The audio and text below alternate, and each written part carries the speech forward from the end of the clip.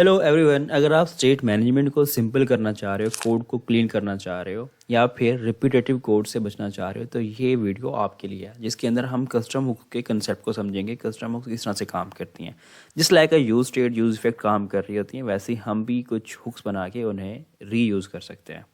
या अगर हम अपने कंपोनेंट को डिवाइड करना चाह रहे हैं कि लॉजिक हमारी सेपरेट हो, यूआई हमारा अलग हो, तो उसके लिए भी हम कस्टम हुक्स क्रिएट करते हैं। तो चलिए आइए इसे स्टार्ट करते हैं। यहाँ पे मेरे पास मैं एक डाटा फैच कर रहा हूँ जो कि यूज़र का डाटा है, जिसे मैंने यहाँ पे मैप किया हुआ है। एक यहाँ पे बटन है जिसके ऊपर रीड हमारा डाटा फैच हो रहा है, और यूज़र एक्सपीरियंस को बेहतर करने के लिए हम एक लोडिंग की स्टेट दिखा रहे हैं। फर्स्ट ऑफ ऑल यहाँ पे अगर हम इसके कोड में हैं तो यहाँ पे मेरा डाटा जो कि यहाँ पे HTML और टॉप पे यहाँ पे सारा का सारा मेरा जो है लॉजिक मैंने लिखी हुई है। स्टेट्स है मेरे पास, यहाँ फंक्शन है, और यूज चेक को यूज़ करते हुए हम डाटा को यहाँ पे फेच कर रहे हैं। और अगर हमें रीफेच करना है उसके लिए मेरा एक हैंडलर बना हुआ। बट अगर मुझे सेम कोड कहीं और चाहिए तो मैं सारा का सारा कोड यहाँ से कॉपी करता हूँ और वहाँ जाके पेस्ट करूँगा। तो एक रिपीटेटिव काम हो रहा है, हमारा जो कंपोनेंट है वो सेग्रीगेटेड रहेगा, एक सिंगल सोर्स ऑफ ट्रूथ नहीं है। तो हम इसको बेहतर कर सकते हैं, कोड को क्लीन कर सकते हैं यूज़ हुक के साथ, कस्टम हुक के साथ। तो फर्स्ट ऑफ ऑल अपने कंपोनेंट्स के अंदर आते हैं, यहाँ पे एक फ़ाइल क्रिएट करेंगे, यूज़ फैच यूज़र्स। ये हम एक यहाँ पे फंक्शन का हमारा कंपोनेंट ही है, तो हम इसे JSS का नाम देते हैं।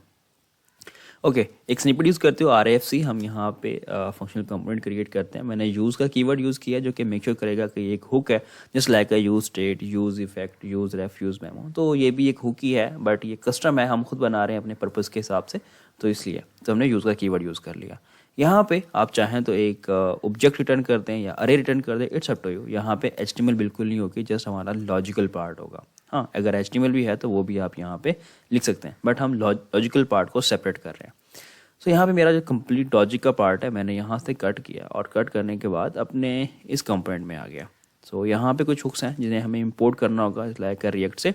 ऐसे ही हमारे पास यूज स्टेट है, इसको हम यहाँ पे, अब जो डाटा मेरे इस कंपोनेंट में यूज़ हो रहा था वो मुझे यहाँ पे अभी पास करना होगा कि इसके अंदर मैं यूज़ कर पाऊँ। तो उसके लिए फर्स्ट ऑफ ऑल हमारे पास जो यूज़ होने वाली चीज़ें हैं मैं यहाँ से रिटर्न कर देता हूँ एक ऑब्जेक्ट के अंदर, जस्ट लाइक मेरे पास लोडिंग है, ऐसे ही मेरे पास यहाँ पे एरर्स हैं हमारे पास, और ये सारा ऑब्जेक्ट है तो ऑब्जेक्ट में वैल्यूज हमारी कॉमा सेपरेटेड रहेंगी। ऐसे हमारे पास जो हैंडल रीफेच है वो भी वहाँ यूज़ हो रहा है। तो जो चीज़ें यहाँ से हमारे उस कंपोनेंट में यूज़ हो रही थी मैंने सारी की सारी यहाँ से पास कर दिया। अब सिंपल क्या करेंगे कि हमने जो ये ऑब्जेक्ट है मैंने इसको कॉपी किया, कॉपी करके अपने कंपोनेंट में आया, यहाँ पे कॉन्स्ट ऑब्जेक्ट के अंदर यहाँ पास कर दिया, और ये सारी वैल्यूज़ किससे मिलेंगी, हमें यूज़ फैच यूज़र की इस हुक से मिल जाएंगी। ओके, तो कोड को फॉरवर्ड करते हैं। फॉरवर्ड करने के बाद यहाँ पे हमारे पास अगेन हमारा कंपोनेंट सेम वैसे ही एज इट है, और यहाँ पे कुछ अनयूज्ड इंपोर्ट्स हैं जिन्हें आप यहाँ से रिमूव कर दें।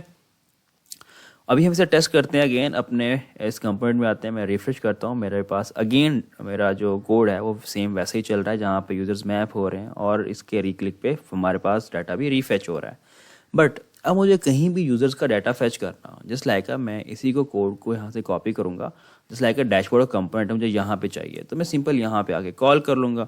सबसे पहले यूज़ फैच को यहाँ पे इंपोर्ट करूँगा, और अब मैं इस डाटा को यहाँ पे मैप कर सकता हूँ। तो अब मेरे पास जो ये डाटा था यहाँ पे वो यहाँ पे मैं यूज़ कर रहा था, अब मुझे बार बार वहाँ डिफाइन करने की ज़रूरत नहीं है। सिंपल मेरे पास एक हुक है जिसे हम कस्टम हुक का नाम दे रहे हैं, और मैं इसे कॉल करके उसे उस लॉजिक को, अब लॉजिक हमारी सेम एक ही जगह पे है, मतलब कि सिंगल सोर्स ऑफ ट्रूथ है, सारा डाटा यहाँ पे डिफाइन है और इसी से डाटा हमारा जा रहा है। अगर इसे हमें और डायनामिक बनाना चाहें, लेट्स सपोज के हमारे पास सारे की सारी लॉजिक सेम रहेगी, बट ये URL जो है ये हार्ड कोड ना हो, हम इसे डायनामिक करना चाह रहे हैं। तो डायनामिक करने के लिए मैं इसे URL और इस हुक के हम प्रॉप के अंदर यहाँ पे URL को रिसीव कर लेते हैं। तो जहाँ भी यूज़र इसे कॉल करेगा वट एवर, कल को जाके यहाँ पे कोई और हुक हो सकती है तो वो यहाँ से पास कर देगा।